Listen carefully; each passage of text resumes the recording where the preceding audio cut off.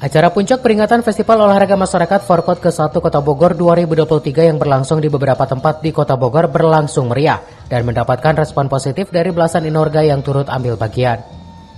Pada pelaksanaan puncak Forkot yang berlangsung akhir pekan kemarin dihadiri langsung oleh Kota Bogor Bima Arya, Ketua Kormi Jabar Denda Alamsa dan Ketua Kormi Kota Bogor Zainul Mutakin.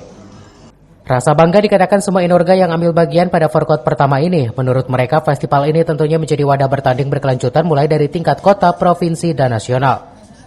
Para inorga juga menyampaikan rasa terima kasihnya kepada pengurus Kormi Kota Bogor yang telah sukses menggelar Forkot perdananya. Mereka berharap kedepannya akan banyak inorga-inorga lain yang ambil bagian untuk memasarkan olahraga rekreasi kepada masyarakat luas.